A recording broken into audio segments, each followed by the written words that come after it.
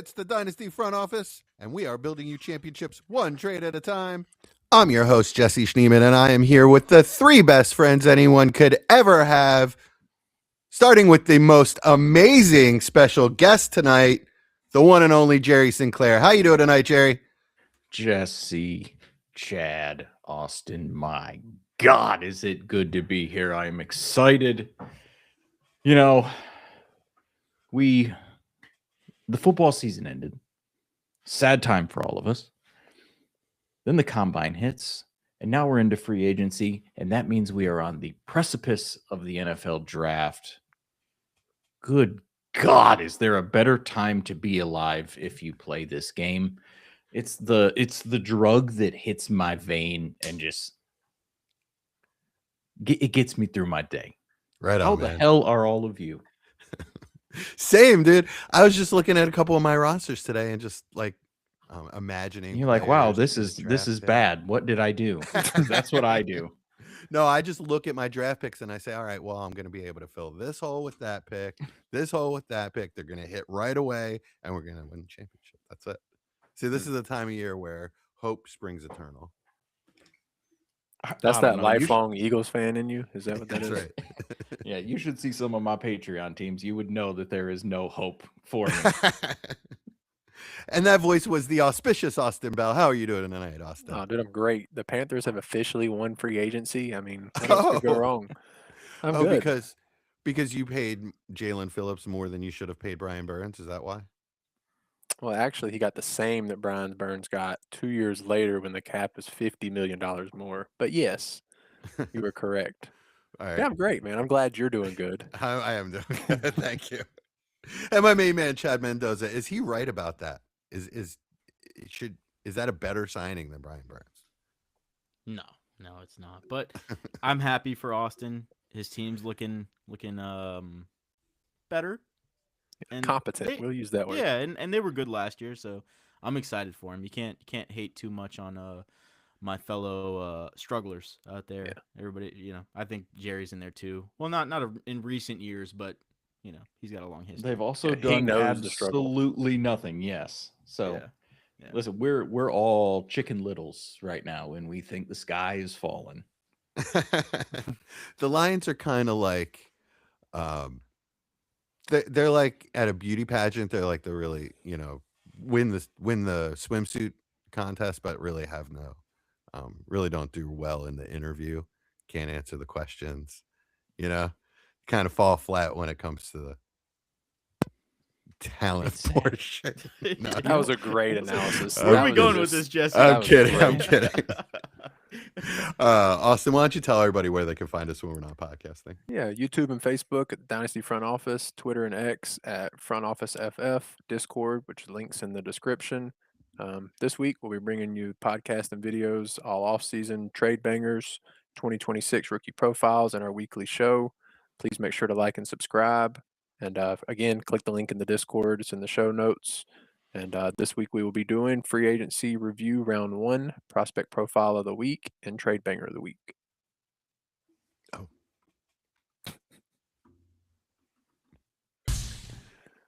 Wrong transition. I always forget to do that. All right, this is free agency review. We've compiled quite a list here. You say it's round 1. I mean, pretty much got this covered. We're gonna need to do this again. Is that what you're saying, Austin? Yeah, there will be some. I think there will be a couple more signings that we'll need to discuss. Probably don't need a full show for that. All right, Jerry. It's been too long, man. I'm so sorry it took this long to have you on the show. We'll definitely have you back. We're gonna do a mock draft soon. Maybe we'll get you on for that too. Yeah, I've actually done 0 mock drafts. I have decided since I knew, so the last like 3 years I've played this game, my strategy has just been to try and hate every single prospect that I could. Because for a while I would just love everybody that I looked at, and the results were just not good. So now I try and just beat down everybody. And so I've just tried to minimize it as much as I can. Okay. I know damn well I'm not a scout. And honestly, I have no desire to even pretend that I am. I just want to win this game, and I feel like the results have been better that way. So I haven't done a mock draft, so I would love to do one with y'all. And This just is a see, good year to hate most players. well, So and you've done that's good. That's a good that strategy. which I, from the little bit that I have, because I am an addict to this game, so obviously I've looked into it. I agree with you. Yeah. And so I'm excited. And I'm sure no matter what happens, I will pick the next Caleb Johnson, the next Hakeem Butler, the next Corey Coleman. I'll find him. I promise you I'll find him. How did I know Hakeem Butler was going to come up? Had It's to. your favorite. It's my Jalen Rager. Yeah, you and Ray GQ. Yeah. So he's the one that turned me on to Jalen Rager, and that's why I started doing it for myself. That was the prospect that did it. All right, Jay. So one of the first things that happened, it wasn't a free agent move, but in this cycle, was that David Montgomery got traded to the Texans. Give me your thoughts. Tell me what you thought he was worth dynasty value-wise before the trade and then after. I mean, if you were a contender, he was a fine person if you had injuries. Like if he was not somebody you were relying on. If you had somebody get hurt, if you were in, bye week apocalypse, it's week 10, you don't have anybody. If you can pop David Montgomery in there, like you're fine. You feel fine about it. Nobody ever was excited to have David Montgomery going into 2025. And I don't necessarily think they're going to be going into 2026 either, but he's more viable. You can't leave Jahmyr Gibbs and then have Woody Marks as your competition and just think it's not an exponentially better situation. Like are you getting a first for him? Hell no. Absolutely not. Because he's still an old crumb bum and nobody's excited about him. But he's one of those guys that if you're going to do a startup and maybe you miss on some running backs, maybe you go wide receiver and quarterback heavy and he's there, like you're not upset. I don't think anybody's going to be excited about David Montgomery, but if you already had David Montgomery, you have to be happy. You have to be content with this situation. Are you plugging him in as a flex starter? Immediately, probably not if you think you're going to win the league. Assumingly, you would have a better option there. But there's a lot of teams that will be starting David Montgomery in the first couple of weeks. Maybe not week 1, but I think he'll get enough of the volume early in the season that once we get into week 4 and week 5, I think people will be, if you have 2 flex spots, throwing David Montgomery in there, hoping he falls into the end zone. All right. So you want to hold him for depth. What if I offered you 206? I mean, I would rather have David Montgomery than 206. Yeah. To harken back to my Dynasty Warzone days, I often said that if a second round pick fell out of my pocket, I wouldn't bend down and pick it up. So 206 doesn't really do a lot for me. All right. So what about a high second, like 201 or 202? I think that's probably the range you're at, and it depends on your situation. I'm fine if somebody wants the second in that situation, and I'm fine if somebody wants David Montgomery in that situation. I'm not going to, think it's egregious either way. Okay. Chad, do you think it will get to the point where rookie fever takes over and you can get Montgomery for a mid to late second? I think it's going to depend what happens in the NFL draft. If there's any kind of I think even a running back, they take a running back in the 5th round, there's going to be some opportunity to buy him just because he's not one of those players that's given the benefit of the doubt. But I would do it every time with Jerry there. So I may be a little bit more bullish even. I think David Montgomery in that offense, with as much as they want to establish the run, I think he's immensely more talented than Woody Marks is. And he's, he didn't have his best season last year, but it was one of his best seasons. And he did look like a little bit more of an explosive player. Breakaway percentage went up. Yards per carry weren't that bad. Everything just looks good going into a year where he has the potential to have the main role. I'm buying all day if I can get him around that price or a little bit more expensive even. To just build on what you said there, as a Lions fan who watched a lot of them, some of the problems with the Lions was that they were not giving David Montgomery the ball enough. Now, I know you want to give Jahmyr Gibbs the ball because he's unbelievable, but also David Montgomery was good, and David Montgomery was explosive, and he was the heartbeat of that team a lot when we were having our successful, seasons. So I agree. I think it's going to be a good situation. Happy for the dude. Think he's awesome. And do you want to rely on CJ Stroud? Fuck no. Yeah, this is exactly the kind of player that you go into the season and he is on the championship roster. Like, he's in that last flex spot or the second to last flex spot, and you're like, man, like, before the season started, I could have got this guy for nothing. And he's just one of those guys that helps build championship teams. I think this is the exact kind of player that I'm targeting if I have a competitive roster. Austin, do you agree with all that? Yeah. This last year, my guy before I guess technically going in this time last year would have been Joe Mixon. So now it's a healthy version of Joe Mixon. Okay. I think the efficiency numbers we're going to see are very similar, if not even better efficiency wise. And Woody Marks doesn't scare me at all. If they don't draft Jadarian Price, I'm not really worried in the draft for his usage this year.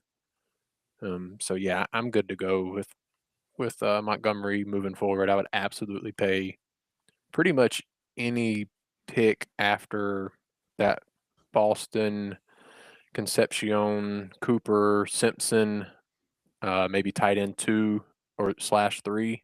So wherever that RB3 is going in this rookie draft, I'm fine giving that pick up for Montgomery. Yeah, I couldn't agree more with that. But that crap bag of an offensive line doesn't concern you?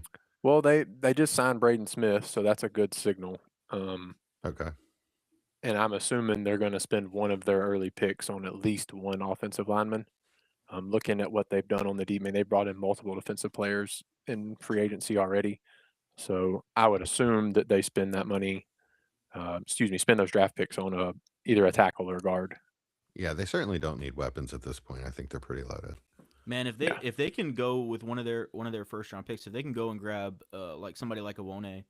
Yeah. I mean, the phenomenal. guard from Yeah. Penn State. Yeah. That what a pick that would be, and he would contribute to everything they're trying to do, and they have the draft capital to, really go and get those guys because they're not going to be early picks just because of positional value. So it's going to be, they're going to have the opportunity to upgrade even more than they have. Yeah, he could be a top 5 player in this draft.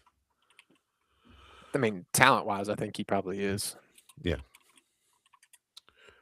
All right, so we talked about DJ Moore a little bit last week, but let's just nail down his price real quick. Jerry, first of all, Jerry, how do you feel about the fit in with the Bills?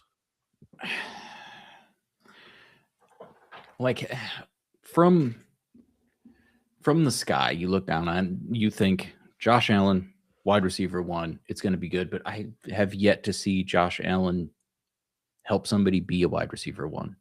Diggs? Now, is it? Yeah, for not long, but I mean, definitely better than he did with the Patriots for sure. It's just I don't love it. Like, if you're a contender and you can throw a second at somebody, by all means. DJ Moore is still a very talented guy, and Keon Coleman has proven that he is just not going to be a thing. Josh Allen is always going to rush for touchdowns, but Josh Allen is also awesome and can pass the ball. So if DJ Moore can get open, which he can, you're going to be happy with him. He's another guy he's like the David Montgomery of wide receivers, if we're going to be honest. Yeah, I was just thinking this is another guy that I think is worth a high second. And you're fine, because what's the hit rate on that second? Is the production of DJ Moore or a David Montgomery or somebody going to outweigh that? Most of the time it is. I'd be fine taking it. Yeah, last year we had Matthew Golden in that range. Exactly. I think I'd rather have DJ Moore. We also had Luther Burden, so careful picking both Fair. ways. Gross. I did not have him there. That's where you made a mistake, apparently. No, I mean, I still don't. All right. I would give a high second for Burden this year for sure. Well, Would I you? bet you would. You're not getting him. Yeah, for us. would you? It doesn't matter. All right, let's move on to Michael Pittman. Is this a good thing or I a do. bad? Oh, do so wanna, I'm sorry. I do Go want on. to say, yeah, I do want to say one thing about DJ Moore really quickly. Just, if you look at Josh Allen's, statistical output, not in efficiency outlook or anything like that, but just in what he was asked to do, from an attempt standpoint. 2023 was the last one that he was, close to 600 attempts. And every year before that, he was at that number or above 600, or just at it, or just below it. The last 2 years, 483 and 460. And I think that's why we've seen a little bit of the wide receiver struggle, just because, they haven't had the wide receiver to go out there and ask him to, make those big plays. Nobody's getting separation. It's just been a struggle. It may be coincidental, but that's the year that Diggs left, right? So Diggs walks out the door. Josh Allen's asked to throw the ball a hell of a lot less. I'm hoping that DJ Moore steps in and they say, you know what, return to form. Let's let this guy throw the ball a little bit more. Yeah, Right. I would They also also- argue that that's Joe Brady coming in as OC and now head coach. At Carolina, that's all he wanted to do was run the ball. So I think that when he became OC, that offense changed completely and decided to feature James Cook as the 1A of the offense. So hopefully we can see closer to 5 or 550, but Yeah. I do think that is a lot of Joe Brady just determining being the running offense first. Yeah, I mean, I agree to a certain extent, but if you look last year as well, Cook wasn't getting the rush attempts. This is the first year where he's over 300 attempts. Yeah. So it's not like there we had that same excuse this year. I do think there's something to it, and maybe Joe Brady does want to just run the ball, but I think there's going to be a lot more questions to be asked when a guy like DJ Moore is on the field. Yeah. Anything else on DJ Moore? How do you feel about DJ Moore, brother? I like it. I'll go back to what Matt Harmon has been saying about him. He had an opportunity to interview both of these guys before the Super Bowl, and he asked them both kind of about their fit, vague questions about the fit with each other. And Josh Allen just said, I want a guy that can get open and I'll find him. And that's DJ Moore, and that's why he doesn't fit with the Bears. Ben Johnson wants somebody that's a lot more precise and is going to be on his mark when he's supposed to be there. That's not really DJ Moore. So I think I like the fit. I think it's going to be really nice. He's never really been a touchdown guy anyway. So 4 to 6 touchdowns is probably what I see. So I think you'll get a nice fantasy wide receiver 2 season out of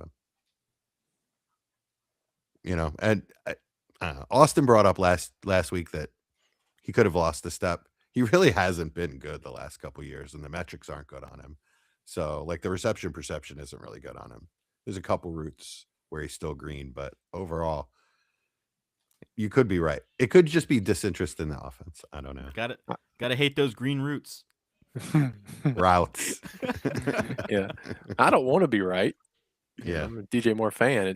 He hasn't looked like he did previously in his career the past 2 years. Jerry, I don't know if you know this, but when Jesse says roots, it is customary. We have to call him out on it. Okay, fair. Because every single time. in my head, I wanted to. Please do next time.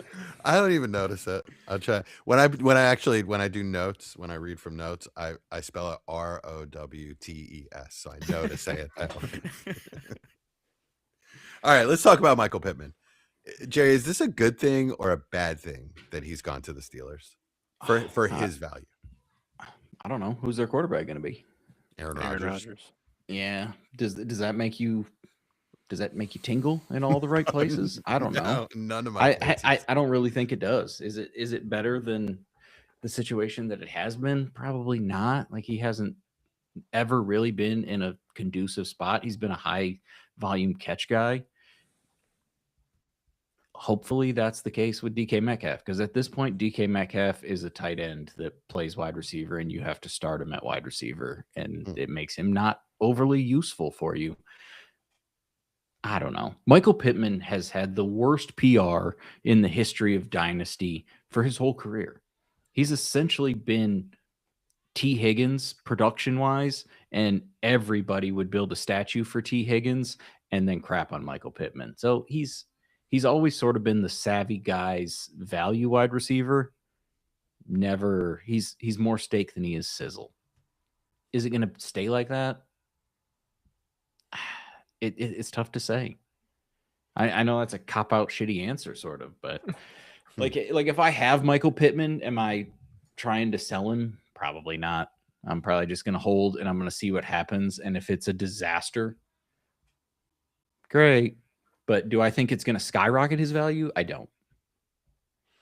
It could absolutely be a disaster. I mean, they need to have another plan besides just Aaron Rodgers. I do like the fit, though. You know, he's at the point of his career where he's not going to hang in there and throw the ball downfield. So Michael Pittman, I think his slant route win rate was pretty high this past season. So I think he could be a slant boy kind of PPR scam, give you production that way while we wait for Ty Simpson to develop and Aaron Rodgers to retire. That might be nice. Austin, yeah, what do you think? I mean, is he gonna? Are we gonna get more points out of him or less? As last year? Like in general? Oh, probably less if we're going to be honest, and especially for the pace he was on last year before Daniel Jones got hurt. But I mean, you have to have a little bit of confidence because there's no one else on that offense that scares you to earn targets from them. So unless they go in the first round and a Tyson or a Lemon falls to their pick, which is possible, other than that, nobody really scares me in that offense to earn a fair share of targets to keep him away from Pittman. I mean, DK is going to get his, but so what? I could still see Pittman earning an average of 8 targets a game. And if that's from Aaron Rodgers, he's going to produce.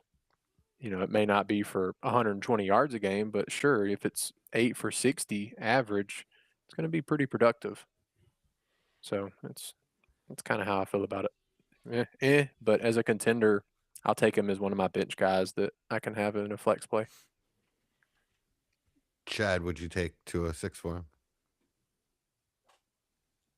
him? Depends on the roster. I mean, it's going to be tough getting more than that just because of Pittman's age, and the landing spot is just not really, it's not ideal because it's capped, right? Even if he does have a good season this year, going forward, Aaron Rodgers is not there forever, and if he is, that's not a good thing either. So, yeah, I mean, it's just one of those things. Like if you need some depth for a championship run, like David Montgomery, but to a lesser extent, this is one of those players you can go after and just fortify things a little bit.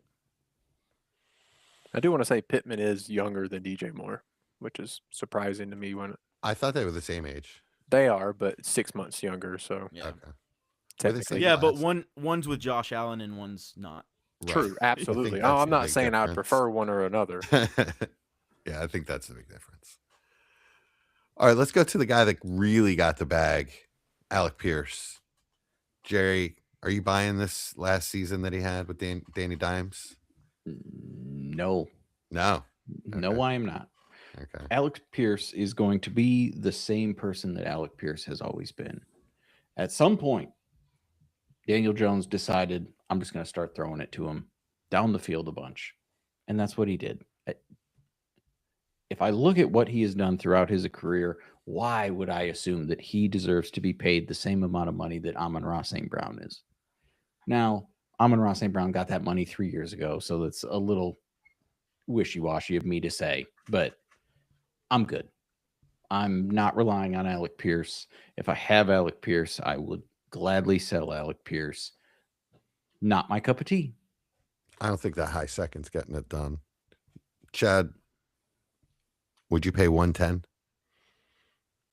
No, I wouldn't pay 110, but I do think a second's getting it done. I do think a high second. A high second, yeah. Done. Yeah. I acquired one share in the last few days, and I'm in talks with a couple other people to try to get a couple shares. I do like him around that price. I watched a lot. You guys know I'm rooting for Daniel Jones. I want him to do well. So I did watch a lot of Colts football last season for the first Rooting? time in quite a while. Rooting or routing? I'm supporting. And I think he's good at football, man. I think Alec Pierce is a heck of a player. I did not expect him. I did not expect to like Alec Pierce so much. I think he's good. And I'm gonna try to get shares cheap. I had a couple shares, just from drafting him. You couldn't really trade him for anything up until now, so it's one of those things.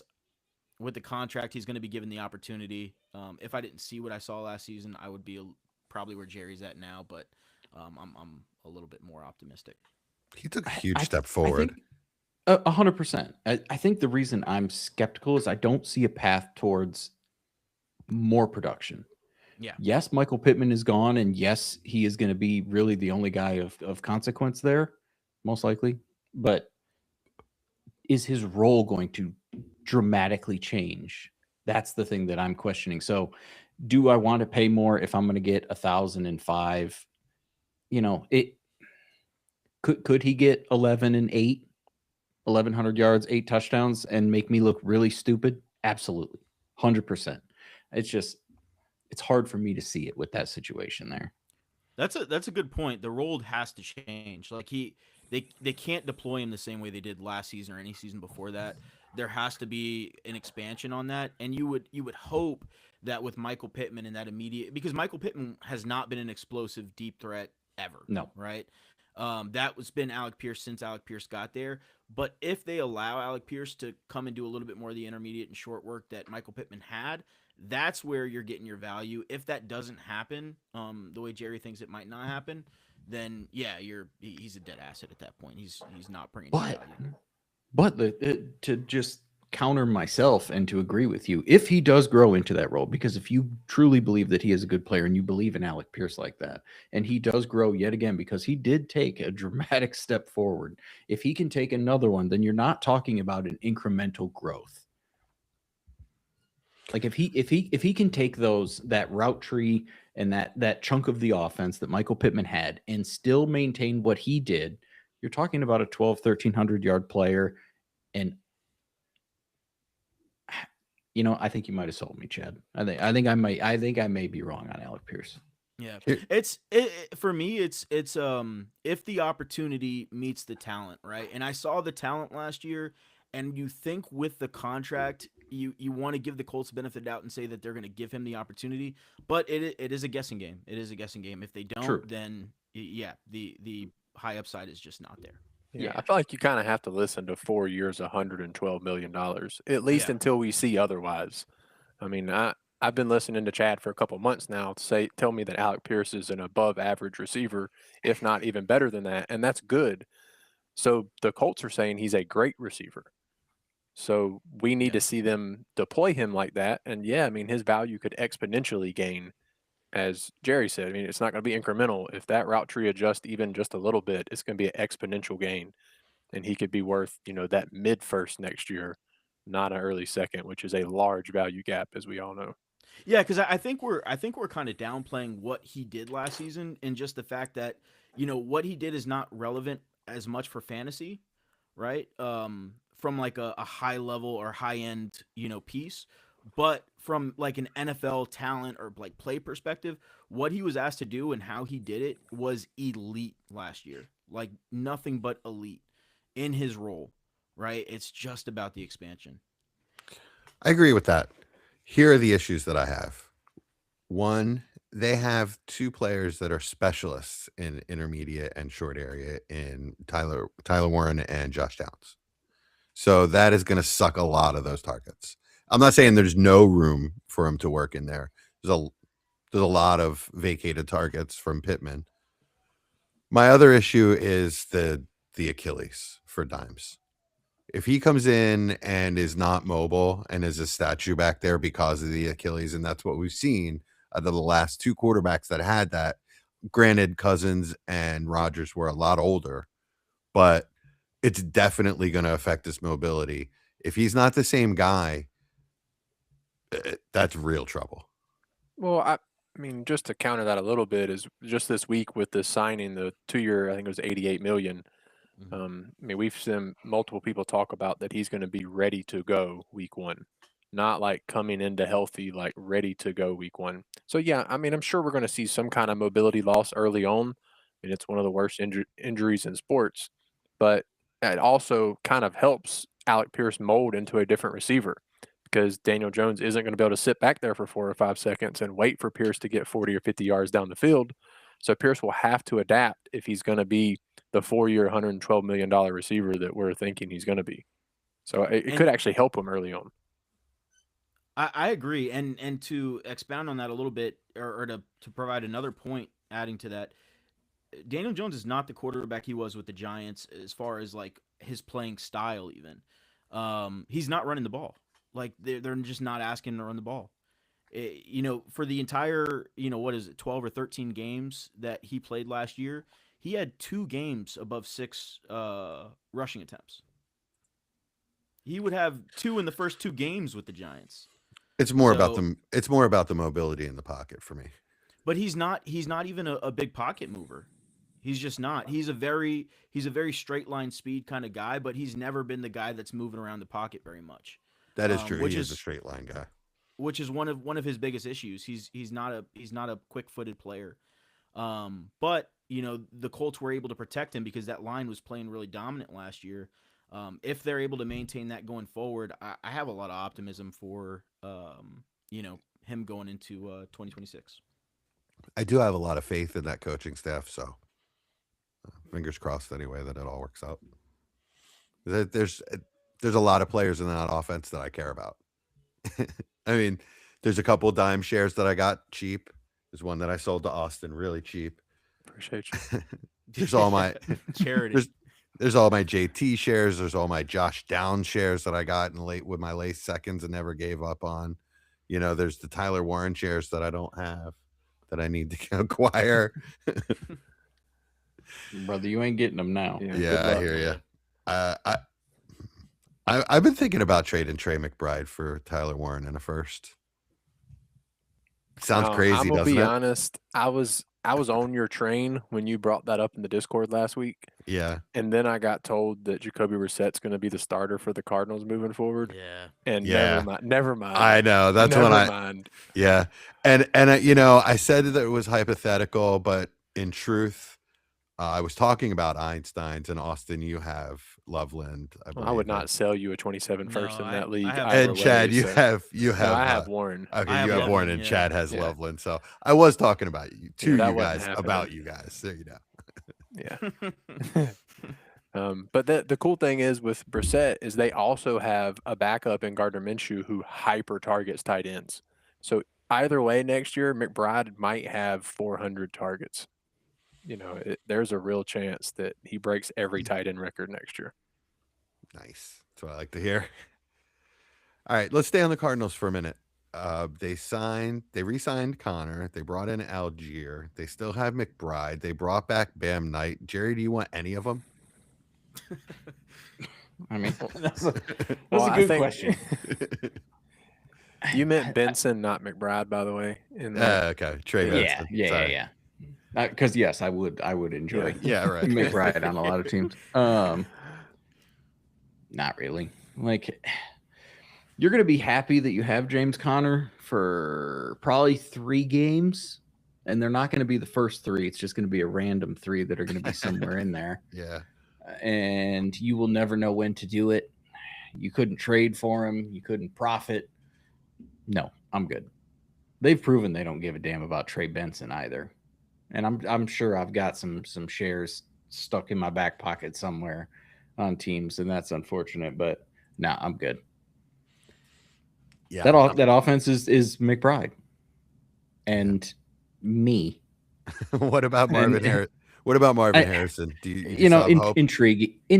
Yeah, I do still have hope. I don't think it's a lost cause, and I think the hate has probably gone a little too far. But also, at some point, brother, I need you to show me.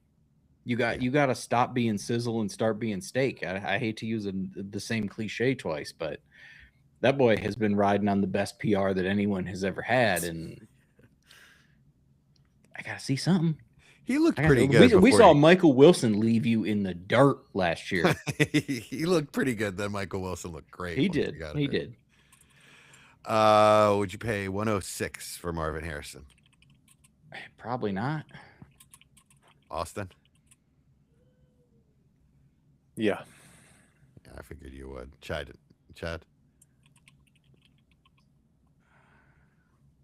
Depends on the premium in the league. I know that's a cop out, but it's right on the border of where I would be.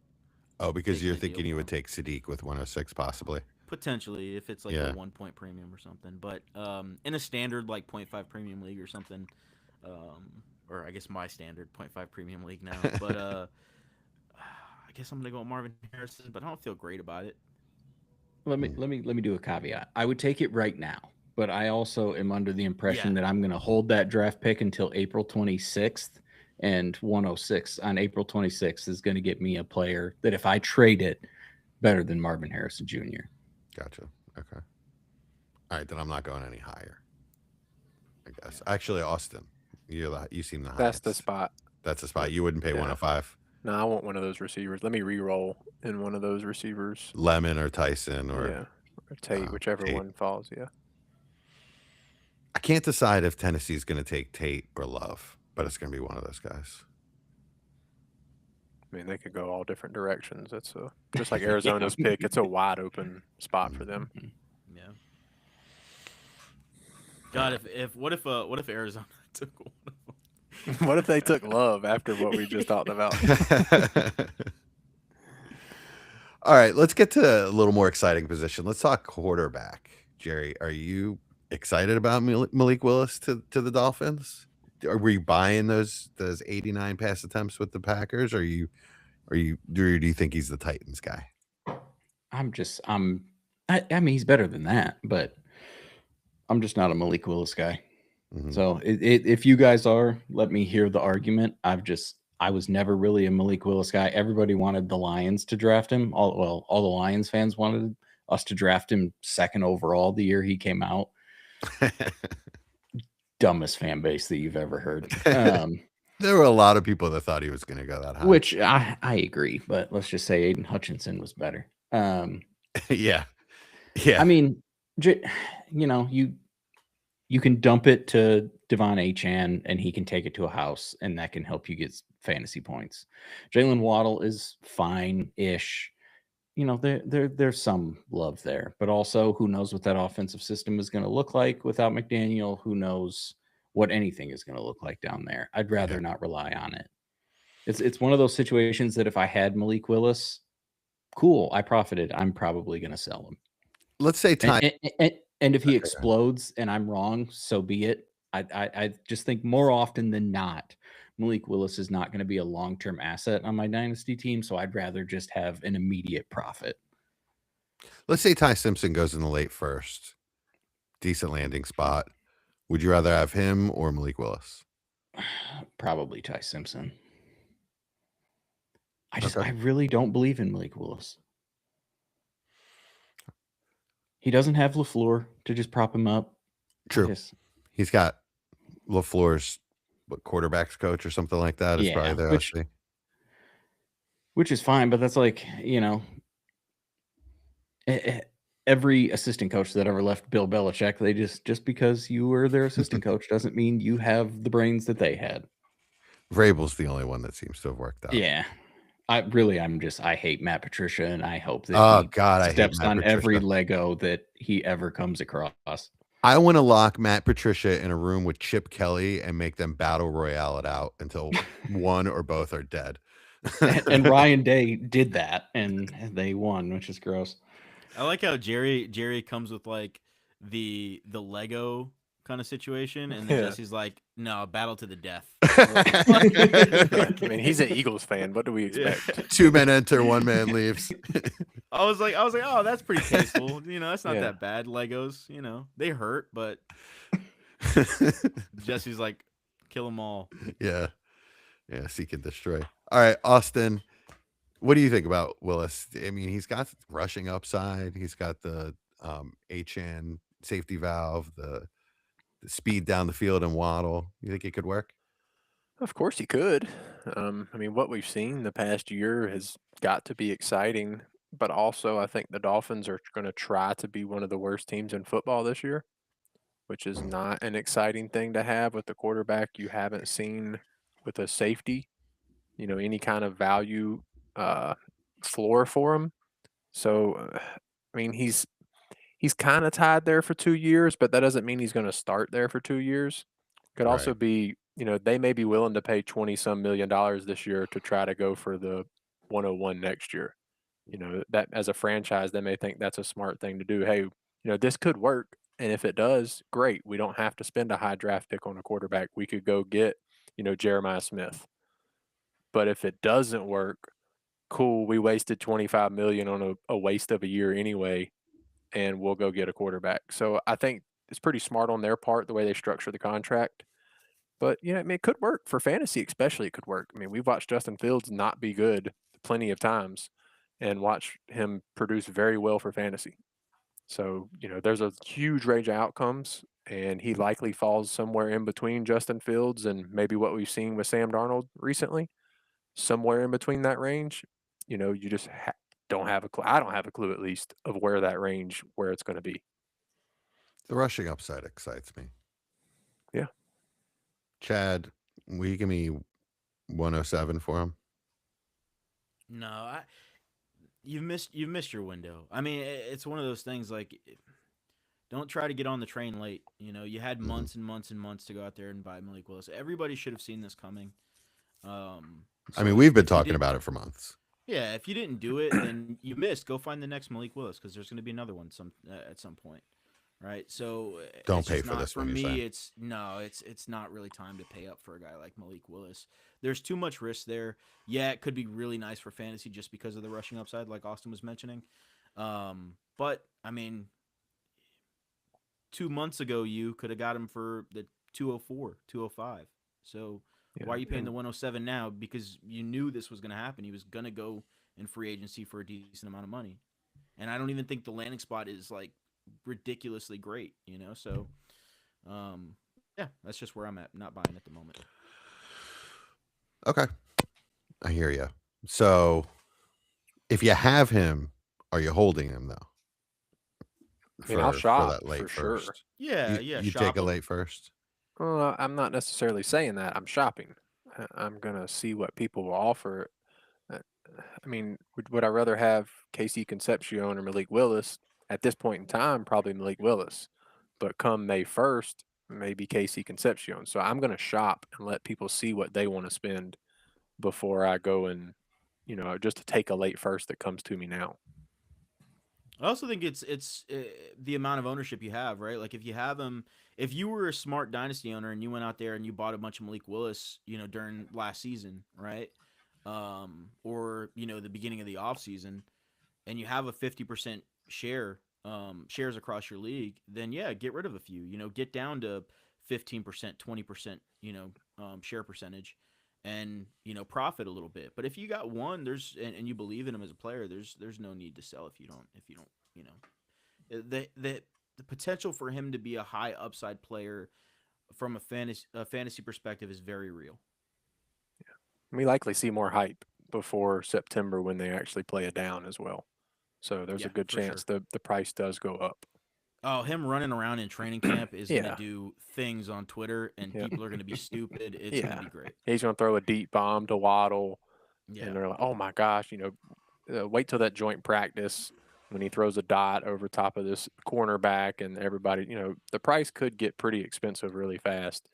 Really, I think the smart move would be is go get a 27 first and see if you can get anything else on top of that from a QB needy team, especially as the hype gets bigger and bigger. I think that's more of the smart move. Get that insulated pick that's only going to accrue value over these next 12 months. Fair enough. Okay. Malik Willis. I feel like I've buried the lead. There's some really big signings that we haven't talked about yet. Jerry, what's a better fit, and who would you rather have in Dynasty? Ken Walker to the Chiefs or Travis Etienne to the Saints? I mean, Travis Etienne, you have to deal with Alvin Kamara. Now, granted, it's going to be a short. Yeah, I mean, fair, but he might be retiring. with the information that I have now, I do have to deal with him in the short term. I think the offense for the Chiefs is going to be better. And also, I went to Michigan State, so I am so unbelievably biased I about Kenneth forgot Walker. about you and Ken Walker. But also, I think I like Travis Etienne, the player, better. It's tough. I think you're fine either way. I think this is just something that we all do because we like to, we play this game too much and we like to argue about it. I think if you have either one of these guys, I think they're both in sort of that same tier. I think they will be relevant for about equal amounts of time. They will be equally as productive. I am fine either way. Worth 2 firsts? I am not a person that's going to pay you 2 firsts for a running back. 1st and 2 seconds.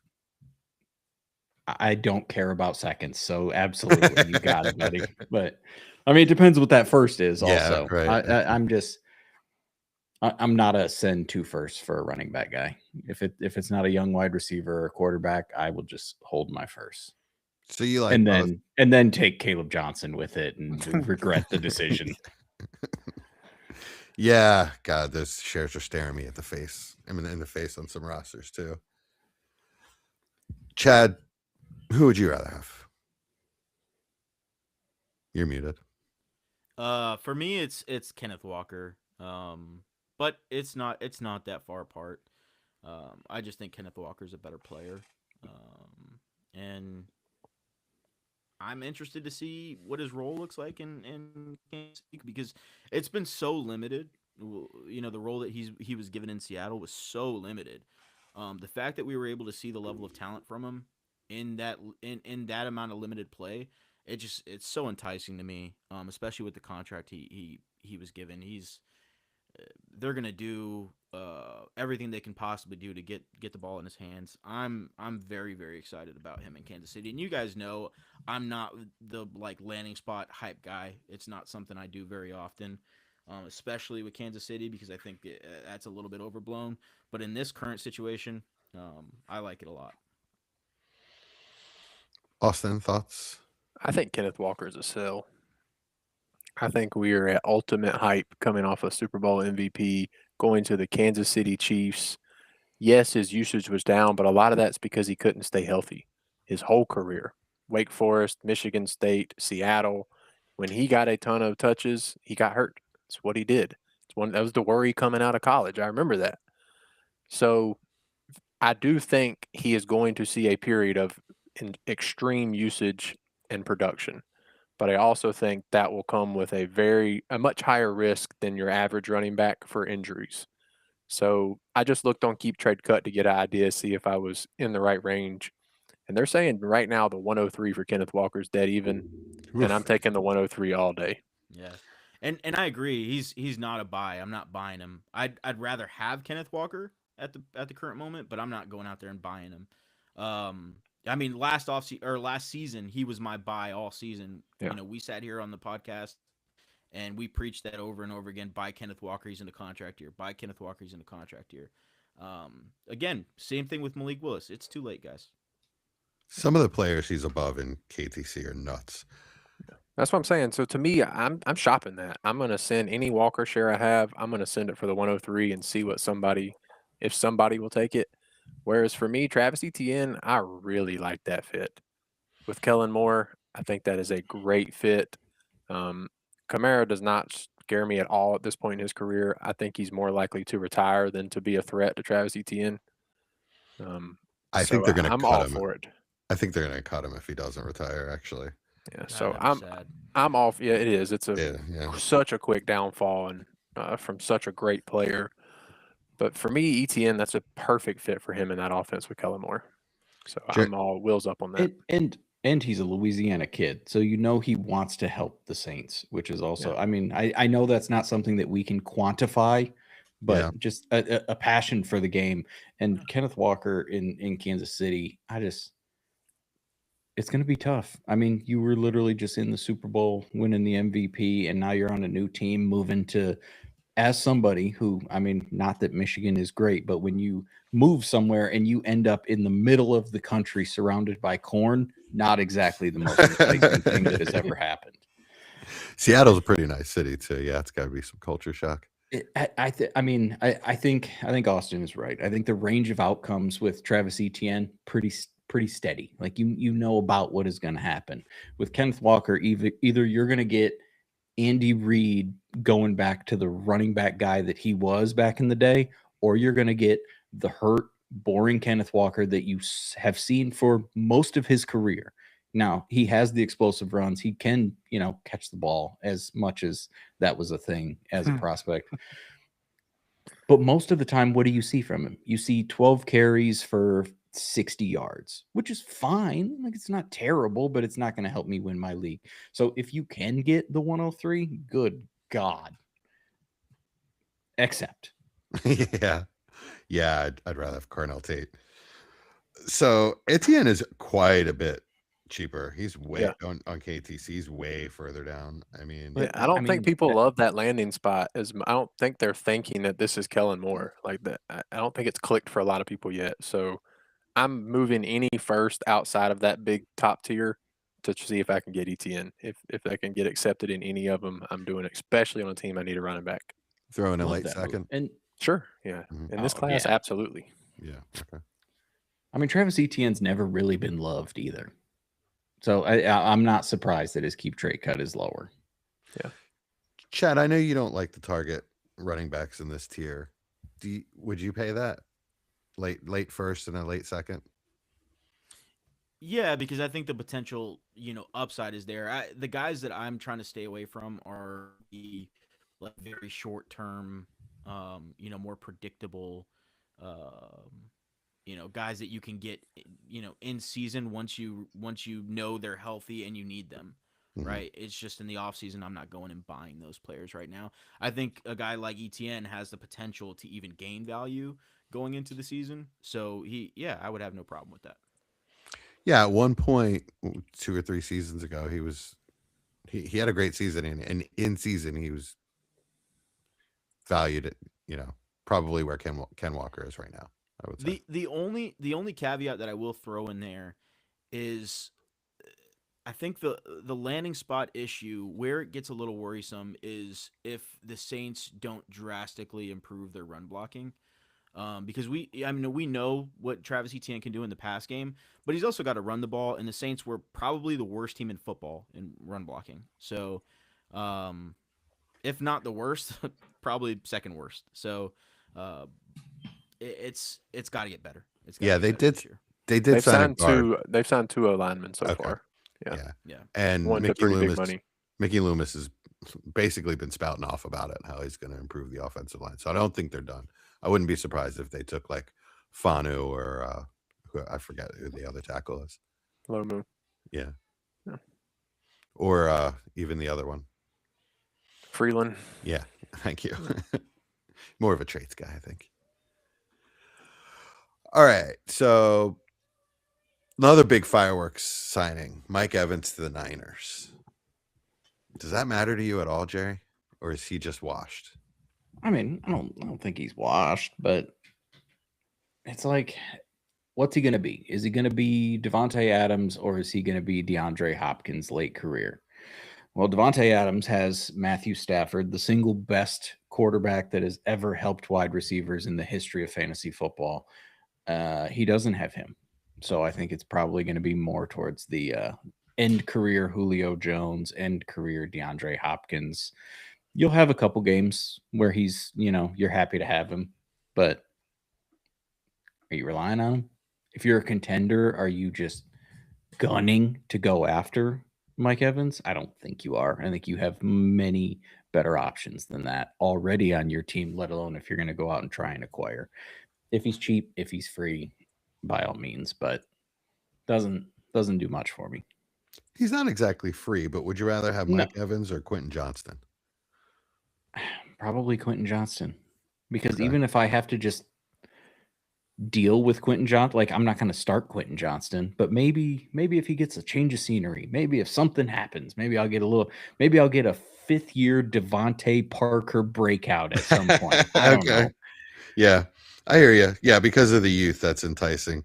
What about someone older like Evans or Terry McLaurin? Probably Terry. I mean, we'll see what they do, but all right. So you're fairly down on him. I'm not. Okay, Austin. you think he's getting 1,000? I just think he's so talented, and I think he's still got the game. I think barring injury last year, 1,000 was easy for him. I think Brock Purdy's an accurate enough quarterback and willing to throw it even when he shouldn't. And the good thing about Mike Evans is he is very good at making quarterbacks look good. He's done that against my Johnny Panthers Manziel, for baby. so many years. I'm so glad he's out of the division. But they structured the contract really well. So it's really like a 1+1 with a third year that looks pretty on the contract. So yeah, I mean, we could see a Nuke Hopkins situation, but I'm leaning more towards a Devontae Adams-esque type season. I think he's just too good of a player to give up on. I think he's a flex play currently. I don't think he's a wide receiver 2 or 3 on my roster as a contender, but I think he's a safe flex play. Would you give up Jaden Reed to find out? Yeah. Yeah? Yeah, I think so. All right. Which side of this are you on, Chad? I'm on Austin's side. I have one share of Mike Evans in a league that I'm competitive in, and I feel I just instinctually felt really great about it. Did a little bit of digging into Mike Evans, very minimal season last year, and then the season before. I still think the talent's there. We haven't really seen a fall off necessarily, just some injuries, right? So. I want to see what he does. Maybe I would feel a little bit different if the 49ers, if their best wide receiver wasn't Christian McCaffrey. But he is, and there's nobody else there. Brandon Ayuk is gone, essentially. Yeah. Pearsall. Pearsall is still just a thought, right? He's a thought experiment at this point. True. So Thank you, Chad. I'm glad you said that. Yeah, true. Yeah, so I'm gonna go with Mike Evans. I'm gonna give him the benefit of the doubt, and yeah, I'll run with him. I feel like if I'm in that position where I'm a contender that has him already, nah. I mean, I'm not selling him if I have him. I'd probably sell him for a younger guy. He's Why? in that boat for me where if you're a contender and you have Mike Evans, you're I'm not getting chilling. anything substantial yet to counteract what he could potentially give you as a player. He's one of those guys that coming into the season, you don't expect him to be on a championship roster. Again, this is the third time I'm saying it this podcast. He could be. He could be that guy on the championship roster this year. So I'm excited for him. He could. I think it's more likely than not, personally. Just watching the player throughout his entire career and like last year, he didn't drop off. There was no difference in his production and play style. And like I said, Brock Purdy will throw the ball. That is one thing he's gotten in trouble about numerous times, is throwing it where he shouldn't. Mike Evans is pretty dang good at catching it. I just think that this could be his last sell window.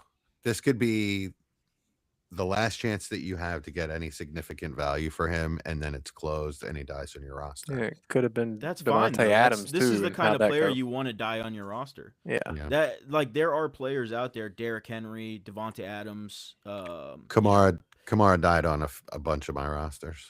Yeah, there's guys that you don't mind dying on your roster because they're paying the bills, right? They're getting you the league winnings. Now, if you're in a $10 league and you don't care that much about winning and you want to reset it and have fun and play, go ahead and do your thing, But I'm in some leagues with some money and I want to win. I like money, so I'm keeping Mike Evans and he'll probably die, rather than getting the 206, 207. Yeah. Okay. That's what I needed to know. Is he that guy? Is he that type of player that you'll let die on your roster? Okay. Because you are absolutely taking that risk. All right, a couple more wide receivers. Let's play the same game that we played with Etienne and Walker. Jerry, would you rather have Wan'Dale Robinson with the Titans, 4 years, $70 million, or Dubs with the Patriots 4 years, $68 million. So essentially the same contract. I like Wandale Robinson, the player, more, and I have not been a Romeo guy. But I don't know that Cam Ward is going to be helpful to Wandale Robinson. The situation last year with Cam was he have fun, bud. Go out there, do whatever you can. We're not going to give you anything to help you. Yeah. So here's Chimera DK.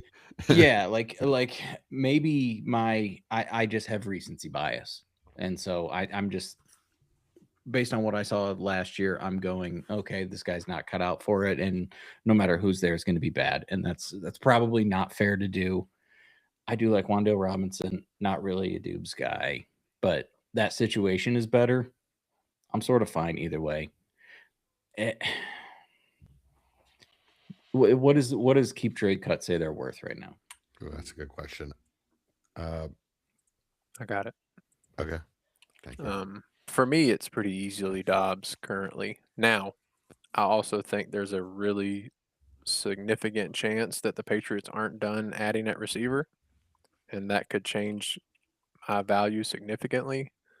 But if you're telling me right now it's what, Boutte, Dobbs, and who for him for target share? So, with Drake May coming off of that, I think I'll take Dobbs pretty easily. But they have Wandale up like a late fourth difference, so basically the same.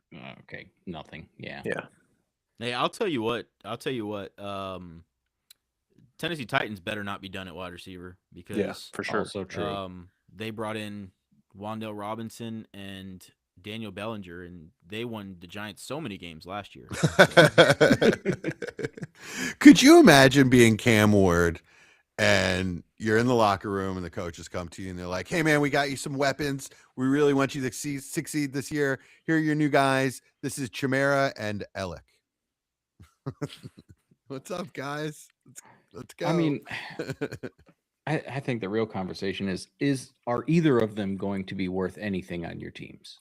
Do any of them help you win games? That's the question I want to ask you guys. I think both can be flex plays. It's just, are you going to be comfortable enough starting them each week to know when that flex play victory is going to be the question. And I think Dobbs is going to be the safer of the two options currently. Like I said, I think that we are far enough out between the draft, and like I said, I still think there's a big name that the Patriots are eyeing at the receiver position that could change drastically my opinions. It's not going to happen.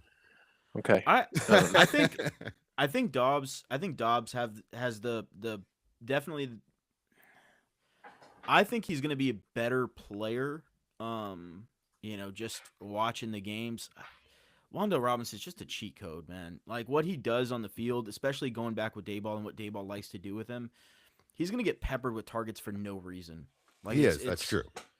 It's going to be stupid. Like there are games I watched last year with Brian Dayball, and I'm like, we need 15 yards. Why are we throwing the ball 4 yards down the field to Wandale Robinson?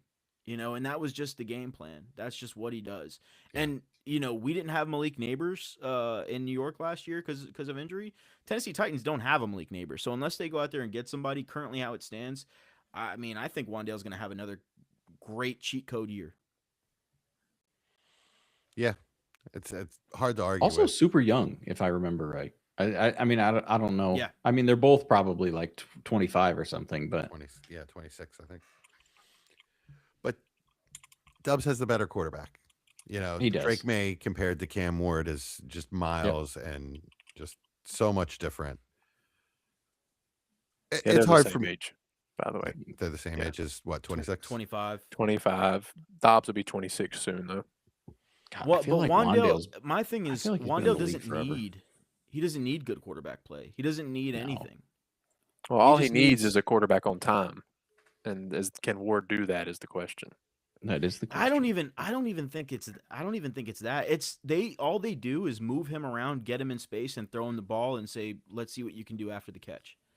Is essentially what they do with him. It's not pretty to watch in person, but it's effective for fantasy. And if he wasn't with Dayball, then I would go Dobbs. No question about it. It's just that he's back with Dayball. I saw what Dayball did with him and tried to do with him the last few years. I think he's extremely safe. Okay. I agree for a season. I think things would have to change in Tennessee. Either they add weapons or people get fired, and Cam Ward loses his job. One or the other. It's not going to go on being a PPR scam forever. All right. I would take either one for a mid to late second, especially in this draft. But I probably would take either one for a late second in any draft, to be honest. But so in this draft, mid. All right. Let's do Kyler, and then we probably got to get out of here. It's getting kind of late. We don't want to take up too much of Jerry's time. We got to do another Would You Rather, Kyler or your favorite person, Tua. I think we were going to get out of here and not talk about Tua, Jesse. All right, Jerry, Kyler or Tua? Hold on, my AirPods died on me. Oh, and okay. I have you guys talking through here. Are you back? Can you hear yourselves through my microphone? Yeah, I can hear you. No. Okay. We're good. Okay. I mean, I have always been an idiot for sort of both of these guys. I was a sucker when they came out. I would like Kyler because he has Justin Jefferson, and that is pretty much the whole argument. Tua's got Drake. Yeah, but he's fine. He's not Justin Jefferson. I hear you. I just think Tua's shell shocked at this point, and Austin and I were talking offline a little bit about this. I don't like the idea of Tua getting under center with Stefanski. I mean, it's just I don't know what would really work for Tua at this point. I'm just scared that his careers might be a couple games from being over. Yeah, I mean I think it's Kyler pretty easy for me. Yeah, I didn't want to play this game, Austin. You insisted. Yeah, of course. I had to bring up Tua because I mean, there's a good chance he's going to be the starter this year. So yeah, I don't think his value does increase with this signing, and he does go to an offense that has weapons and he can produce with. But if we want to talk about a team that did not do good so far this offseason, it's the Falcons. I mean, I'm sorry, but their signings: Jake Bailey, Austin Hooper, Cam Thomas, Christian Harris, Chris Williams, Corey Levin, Nick Folk, Channing Tindall, Azeez Ojulari, Olamide Zaccheaus, Lakale London, and Samson Igbuka. How many names do y'all know? A couple. Olamide Zaccheaus. You missed Jahan Dotson. It's not on signed players under NFL currently, so maybe he hasn't officially signed yet. I was so excited for Azeez Ojulari when he came to the league. Yeah, me too. Yeah, I mean, like I know a couple of the names, but the point is they didn't do anything to improve their roster. Yeah, that's what I'm getting at. Like, I mean, they obviously needed to improve their roster, and to me, they didn't. So I don't think that helps anyone in that organization to be a better asset moving forward. So that does worry me a little bit for all parties outside of Bijan to be better in 26. Chad, what does this do to Drake's value? Nothing. Nothing. He's still top 7, 8 receiver. Yeah. Yep. Yeah. Agreed. Okay. Scary for me. I don't know that I'm going out and buying a Drake London at this point. He's never been benefited from quarterback play. Yeah. No. No, he's the guy. He's the guy that elevates the quarterback. Yeah, now he's got 2 lefties to throw to him. So you just hope one of them is healthy enough to make it happen. That cracks me up. I know that GM sitting in his office going, "Oh, I'm so smart. Both my quarterbacks are left-handed." Line that sucker up. God, all right, let's talk about Kyler. Okay. No. I was just gonna say I've been playing college football and I accidentally recruited a left-handed quarterback. I can't play him. I can't. Like he's got great stats. I cannot play him. I don't know why. Honestly, that GM is the dumbest person in the world because it took me one game to be like, I'm never playing this guy ever again. You got to see if you can go into the edit mode and chain Yeah, it just to look sand. tie it Just behind his retrain back. him. Austin and I started a dynasty together, and we're like perpetually in week 4, I 5 think of we the made it to season. 6. Yeah. Oh, nice. Okay, yeah, we Yeah. made it to Oh, my 6. trial ran out. It's part of the problem. I wasn't buying the game, so my trial ran out. That was the end of it. All right, Kyler. What Jerry? Would you pay anything for Kyler, or is it just like a guy that's on your roster trying to I mean, reclaim some value? yeah, I mean, do I think the situation is better? I do probably think it's better. And what's Kyler Murray been his whole career? I don't have the numbers in front of me. I would guess probably QB 15-ish, QB 16-ish. If you aggregate it, it's been kind of up and down. He had a Yeah. QB6 So season. and is he going to cost that? I don't think he is. So maybe he's worth a buy, but I don't know. I think if you wanted to do that, you needed to do it when the news was bad or he wasn't playing and Jacoby Brissett was playing. Like Chad has said a bunch of times, I think you missed your window. If you believe in Kyler Murray, I don't know that I do. Like, do I think this is better? Like, let's extrapolate this argument a little bit more because I have a ton of Justin Jefferson, which is why I brought him up in the first place. Mhm. Do I think this is better for Justin Jefferson than Sam Darnold was? No. Do I think it's better for Justin Jefferson than Kirk Cousins was? No, I don't. Do I think it's better than JJ McCarthy? Yeah, because he was absolutely not usable and it was horrible. Yeah, I think I'd be better. Yeah. I mean, I would say me, but if you are watching this, you can see that I don't have biceps, so that would be impossible. Also, I'd have to play left-handed, even though I'm not left-handed, because we got the right hand is all gimpy. But go on. No, it's fine. It's fine if you have Kyler Murray. I don't think you're spending tons on Kyler. If you have Kyler, you're happy. Like if you had him on your bench, cool, rock on. If he was your QB2 and then last year he was your QB3 because he got hurt and you've patched it together, you're happy that you see a little bit of an increase in value, I think. But you're not really going to go acquire him. If you really hate Kyler Murray, which if you've had Kyler Murray for any extended period of time, there's a good chance he has not helped you win money. And so if you want to get rid of him, I think now is the opportunity. Yeah, I think that's the real question. What are you comfortable selling for? If you're going to move off because we see a value spike, where are you comfortable getting rid of him? Because currently, this is going to change over this next week now that he's been signed, he's at the 112. We're not getting rid of him for that. No. I was going to say 108. I mean, just as a general kind of, but in this draft, no. Yeah, You're not getting I would rather have Kyler. You're not getting a 27 first for him, I don't think. I mean, anybody that knows anything about that class shouldn't give you. If you can get that, yes, I would jump at it. But anybody that knows anything about that class, they're not giving you that pick. Chad, where are you at? Same as you guys. Give me some chat analysis right here. There it is. I tuned out. I wasn't listening, guys. So Yeah.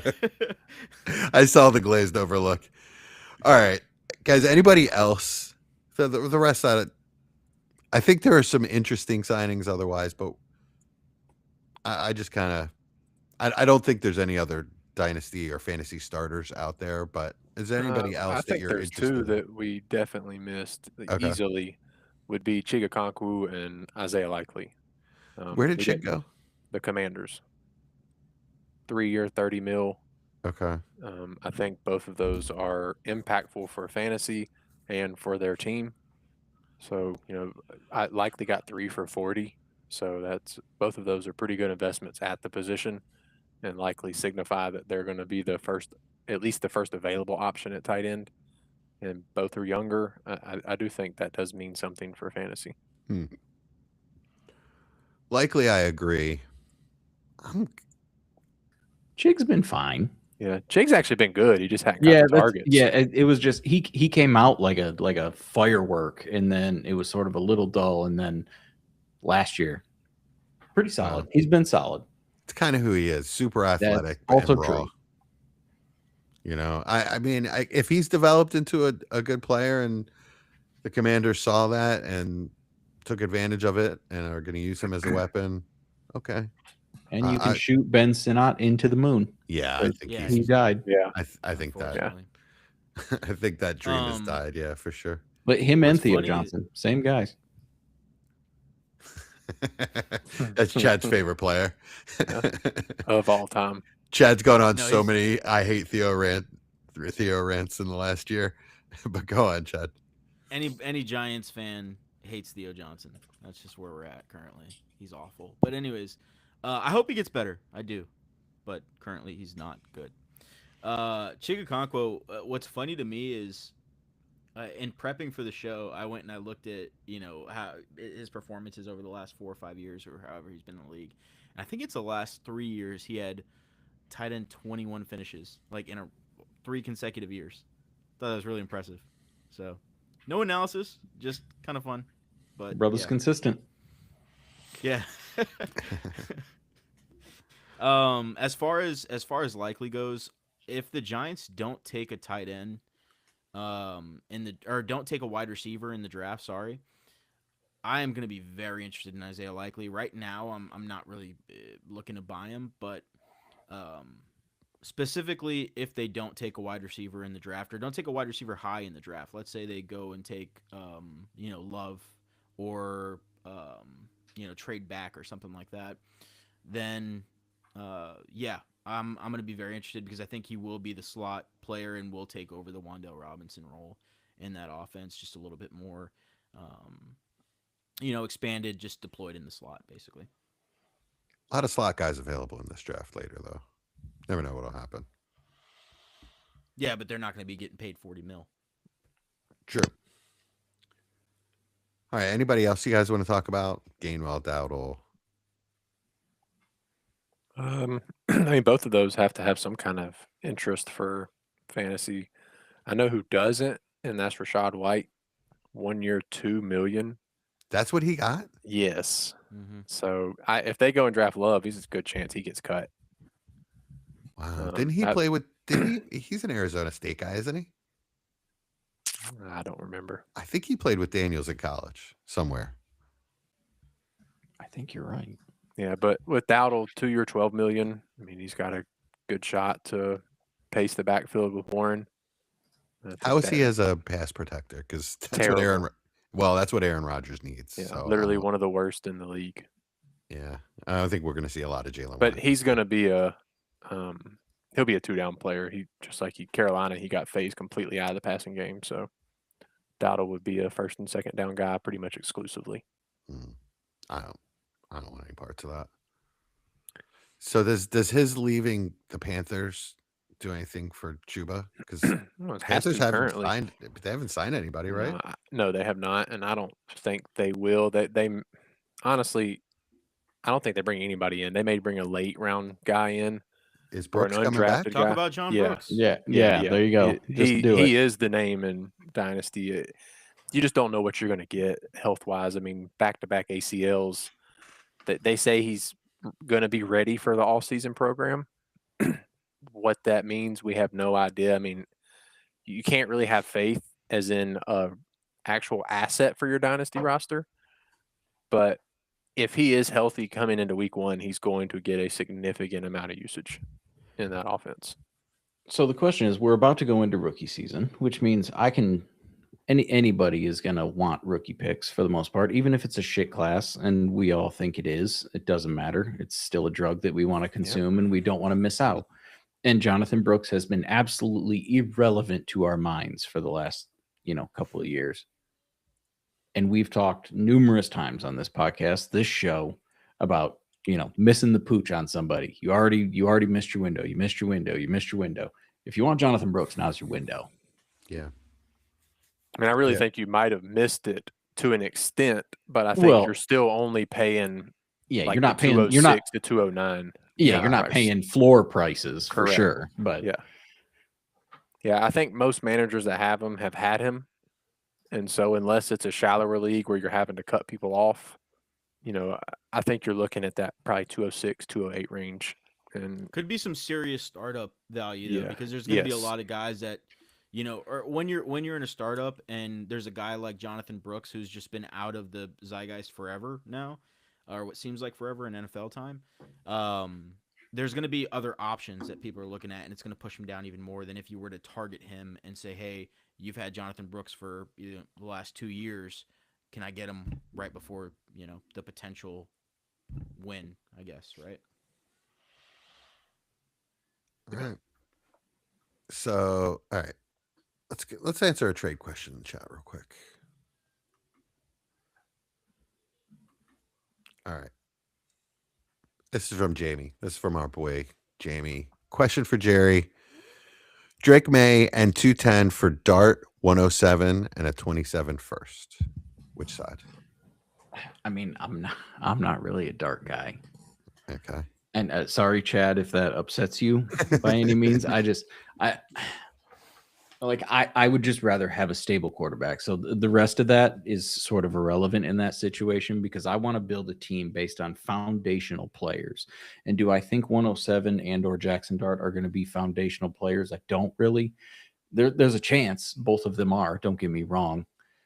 I would rather have it if assuming it's a super flex league, which we're all degenerates, and Jamie knows better than to not play in one of those. So yeah, I am gonna go with Drake May. I'd take Drake May all day in that. Chad, you're I probably. I think I don't think it's far off. Don't get me wrong, but I'm with you that I need an elite asset back if I'm trading my number 2 overall quarterback in Superflex. What do you think? I think I take the Dart side on that one. Very super high on Dart though. Yeah, I'm high on Dart, but I'm also high on Drake May too. I mean, you guys know, like before last season, he was my blow up player. Going into the year, I love Drake May, but I think Jackson Dart has that potential as well, and the rushing floor is really nice. So, which you're not wrong. You're not wrong for sure. Austin, what do you think? I think it's the price for Drake May. I think that a non-premium 26 first, which the 107 is, and a 27 first, assuming it's from the person that had the 107 and is hoping to get better, so we're going to assume playoff first. I think that's the price for Drake May. I have no issue paying it for him, and I don't really have an issue getting in return for him. If you believe in Dart, if you believe in Dart, I think this is a good enough return for Drake May to be a worthwhile chance at improving your roster with 2 more picks. So I think that is the price. I'm just looking at the chat. I was like, it's a fair trade. I just looked at the chat. He said it's a trade I sent him. I did not send him this trade. I don't know. Oh, no, I did send him this trade like a month and a half ago. Okay. Oh. I just forgot about it. Okay. Yeah, my bad. I was like, don't put this on me, man. No, I think it's a fair trade. I mean, I sent it. So yeah, the reason I know it's a fair trade is I would neither sell Drake May for that or give that up for Drake May. So I'm out on both sides. I think it's the right price, and I don't think you're going to get any more for Drake May ever, and I don't know how much better for Dart and 2 late first you can get than May. So if I have Dart, I'd rather just roll and see how high he can climb. The worry is the fall. That's the risk compared to where May is. Pretty dang insulated right now. Yeah, for sure. Yeah, for sure. Yeah, I'll tell you what. One concussion to Jackson Dart, as much as the media he's only had 1 concussion. I know, like with all the chatter, it feels like more. He's really only had 1 concussion last year. If he gets another concussion, the way the media is going to blow it up, his value is going to drop. It's just going to, and that's just like human nature, right? It has nothing to do with fantasy football, but it's going to affect his value. All right, guys, I think we're in overtime. Woo. Jerry, we have a little tradition around here. When we're done talking football, we should talk about anything we may have watched the last week, movies, TV shows, anything that's interesting you. And this is on me. Yeah, I'm on the spot. You don't have to go first if you don't. No, you don't have to go first. No, it's fine. Listen, ladies and gentlemen, I binge fucking TV with the best. I mean, I don't know if you guys watch HBO, but I was literally watching the newest episode of The Pit right before I got on here. It's a Ooh. solid show. I'm not usually like a hospital guy show. Like didn't watch ER, didn't watch Grey's Anatomy, didn't watch like any of those shows. It's good. It's got me. Like it reels me in every time. But I'm a slut for a lot of HBO shows. I am. Like I'm a Game of Thrones guy. Randy used to make fun of me every damn time because I always would try to get him to watch it. It's awesome. Chad and I are Game of Thrones guys. Yeah, like Austin's not cool. I mean, what? Austin's not cool. I love nerd stuff. Careful. I mean, the Dunk and Egg series that's on right now is awesome. I wish that the seasons were 3 times longer than they are, which is bullshit. But I mean, we got 15 minutes of that show. What the hell, man? And listen, I got a dude shitting by a tree, which was just pure cinematic glory. The comedic timing in that Dunk and Egg show is great. Yeah. And I keep telling Austin, like, he's not a Game of Thrones guy, but I keep telling him, like, this is like a casual watch. Like anybody, this one, yeah, Game of for Thrones sure, guy or not, is gonna love that show. It's just really good TV. Except there are just moments that will throw you off. You think you're watching sort of just like a CBS sitcom after like, or just a CBS show or whatever, and then something will happen like that'll throw you off. Like, yeah, very like Game of Thrones, like crazy moments. Shocking moments. Yeah, like why? My wife almost turned it off immediately because, like, why do you have to show how they take a shit? I don't need to know how a knight takes a shit. I was dying. She almost left the room. It was great because it was so random. Like you're dealing with the whole like sad moment, and then all of a sudden, just randomly the next scene, you're like, "What is going on?" I thought it was really funny, personally. I'm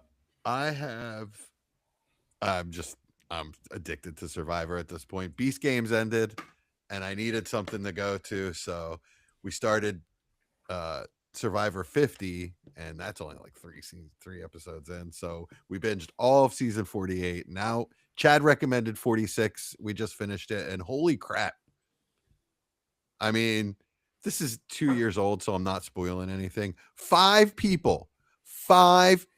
Jerry, do you watch Survivor at all? Have you ever watched Survivor? Watched it way back in the day. Okay. 5 people went out, got voted out with idols in their pockets. It just, every single time we're screaming at the TV, and a couple of them, well, one of them in particular was a great player. It was crazy. Like some of the things. Oh, somebody played a fake idol. They made a fake idol and gave it to a girl, and she played it. And Probst is like, sorry. I like Jesse. I like your logic of you're not spoiling it for anybody because it's 2 years old and you just watched it. Yeah, I haven't watched it yet, so I appreciate it. Thank you. I've been out of the Survivor game for a long time. I'm getting sucked back in. Jamie in the chat says that Scrubs is getting rebooted. I had no idea, and I'm pretty excited. I'm cautiously excited for that because I haven't seen anything about it yet, but I used to love Scrubs. I hate Zach Braff with all of my heart and soul. Why?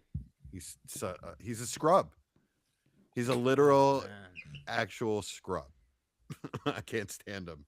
I don't know. There's just something about him. He's got a punch face. He's got just one of those faces you want to punch. I like the other guy. I love Garden State. I like Donald Faison. He was funny and Clueless, but yeah, he's good. And is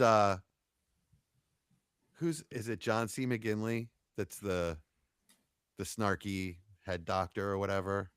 Is he going to be back? That dude. You know way too many names, Jesse. That must be an old person thing. You can name like the top 7 actors on everything you watch. All right, that's just Jesse's autism. We all have an autism for something. Everything you watch is like, oh, this is Bob Saget. I'm like, what? How do you know that? He'll just throw out random names from shows like 20 years ago. I'm like, number one, I've never watched that show. Number 2, that's like the only thing this actor's ever done. Why do you know their name? Like there has to be something else for your brain storage to just hold. I don't know. It's funny because my wife gets mad at me because I really am not good at that stuff. She's better than you at that? Way better. That's impressive. She doesn't. No. She has a job. She works for a state university. So like, she doesn't really do much. She sits at her computer all day and just reads celebrity articles. This is it, even my favorite movies. I'm like the guy with the black hair. Yeah, the dude with the glasses. I know Walton Goggins' name. I'll always know Walton Goggins. Austin, what do you got for me?